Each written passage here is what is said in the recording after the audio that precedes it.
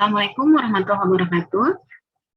Perkenalkan, saya Nurhani Faris Kitampu Bolan, peserta Latsar CPNS Kementerian Pendidikan dan Kebudayaan Angkatan 26 Kelompok 1. Pada kesempatan ini, saya akan mempresentasikan tugas agenda 3 tentang kedudukan dan peran PNS untuk mendukung terwujudnya smart government.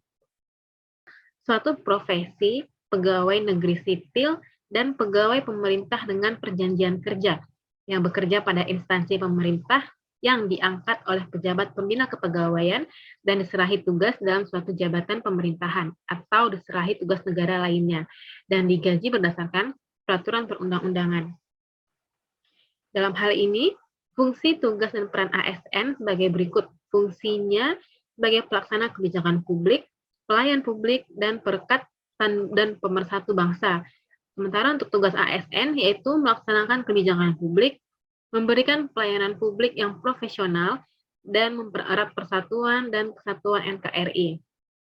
Peran ASN yaitu sebagai perencana, pelaksana, dan pengawas penyelenggaraan tugas umum, pemerintahan, dan pembangunan nasional melalui pelaksanaan kebijakan dan pelayanan publik yang profesional, bebas dari intervensi politik bersih dari KKN. Kemudian, ruang lingkup manajemen PNS ini dimulai dari penyusunan dan penetapan kebutuhan PNS itu sendiri. Lalu pengadaan PNS, pangkat dan jabatan, pengembangan karir, pola karir, promosi, mutasi, penilaian kinerja, pengkajian dan tunjangan, penghargaan, disiplin, pemberhentian, pensiun dan tabungan hari tua, serta perlindungan. Dari manajemen PNS ini, implementasinya akan dihubungkan dengan Smart ASN untuk dilihat bagaimana implementasi menuju Smart Government. Nah, Smart ASN ini dari Kemenkominfo memberikan 4 keterampilan literasi digital, yaitu kecakapan menggunakan media digital atau digital skills, kemudian budaya menggunakan digital atau digital culture, dan etis menggunakan media digital atau digital ethics, dan terakhir yaitu aman menggunakan media digital atau digital safety. Kemudian kita akan masuk ke pembahasan inti yaitu analisis isu manajemen ASN dan Smart ASN dalam implementasi Smart Government di Fakultas Keperawatan Universitas Riau.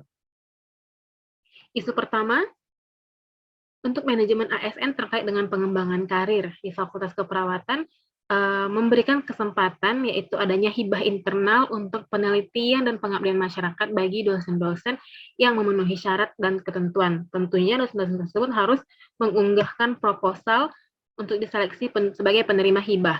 Nah, proses penerimaan proposal, seleksi, dan pengumuman serta pelaporan terkait penelitian dan pengembangan nanti sudah menggunakan sistem IPPM. Nah, jadi setiap peneliti dan juga timnya harus mengunggah syarat-syarat yang diperlukan di dalam sistem IPPM. Nah, kendalanya di sini adalah ketika sudah ada syarat dan ketentuan yang ditetapkan oleh pengelola IPPM di fakultas, misalnya tanggal 20 Mei, batas terakhir penerimaan proposal hibah. Namun, karena banyak dosen-dosen yang belum siap atau belum mengunggah proposal tersebut, maka IPPM memberikan keluangan ataupun kelonggaran waktu sehingga diperpanjang deadline tersebut atau tenggat waktu penerimaan proposal. Nah, kondisi ini tentu saja tidak sejalan dengan kode etik dan kode perilaku ASN, yaitu melaksanakan tugasnya secara cermat dan disiplin. Jika terus berlanjut, maka ini akan menjadi suatu budaya dengan perilaku kerja yang tidak dapat diteladani. Kemudian kasus kedua yaitu terkait dengan budaya pelayanan prima. Ini terkait dengan penilaian kinerja ASN, yaitu unsur perilaku kerja yang berorientasi pada pelayanan. Nah, di Fakultas Keperawatan ini sudah ada platform digital, channel YouTube, dan juga Instagram, di mana kedua sosial media ini bisa memberikan peluang komunikasi dan interaksi antara pihak fakultas dengan masyarakat digital.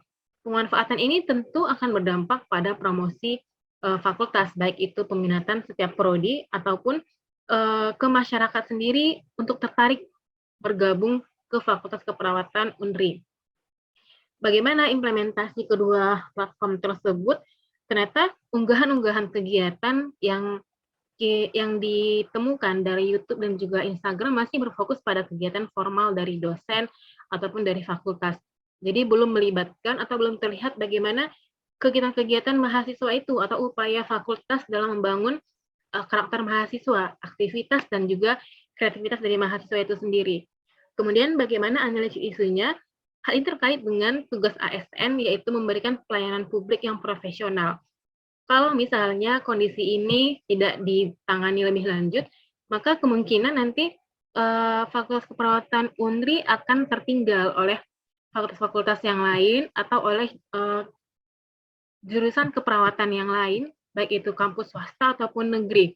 Karena di kampus yang lain itu promosinya lebih menunjukkan kreativitas dan juga inovasi yang muncul. Untuk isu ketiga, penilaian kinerja yang berfokus ke perilaku PNS juga. Nah, di keperawatan ini sudah menggunakan platform digital untuk melayani mahasiswa. Dalam hal ini memang bukan LMS UNRI, tetapi sistem pembelajaran online ataupun evaluasi online masih menggunakan Google Classroom, platform gratis yang bisa kita gunakan. Nah, implementasinya adalah kasus yang sering muncul atau kasus yang paling sederhana yaitu ketika ada mata kuliah dengan sistem team teaching. Team teaching ini melibatkan dosen senior dan juga dosen senior. Namun seringkali terjadi hubungan yang kurang profesional. Jadi misalnya ketika akan ada ujian, maka si dosen junior ini mendapatkan limpahan tugas di luar kewajibannya. Misalnya seperti membuat soal yang tidak diajarkan ataupun yang diajarkan oleh dosen senior. Atau hal yang lebih sederhana, misalnya mengunggah soal tersebut ke dalam sistem ujian online pada mahasiswa, di mana seharusnya masing-masing dosen, baik itu senior ataupun junior, mengunggah sendiri soal yang sudah disusun, tanpa harus melimpahkan tugas tersebut ke orang lain. Isu ini tidak sejalan dengan kode etik dosen, yaitu perilaku kerja jujur dan etika sesama dosen, yaitu bekerja sama secara harmonis. Jika terus berlanjut, kondisi ini akan membentuk lingkungan kerja yang tidak harmonis karena adanya ketidakselarasan atas perbedaan jenjang senioritas. Mungkin untuk kasus seperti ini yang paling mudah ditemuin, tapi dalam aktivitas sehari-hari itu akan sering terlihat keseganan untuk menolak instruksi dari senior atau ketidaknyamanan untuk bekerja sama karena dengan alasan-alasan yang lebih junior, lebih paham, seperti itu. Kita semua pasti memahami bagaimana kondisi ini terbentuk. Nah, dari ketiga isu ini dilakukan analisis USG, urgency, seriousness, dan juga growth, maka ditemukan skor paling tinggi yaitu kasus ketiga.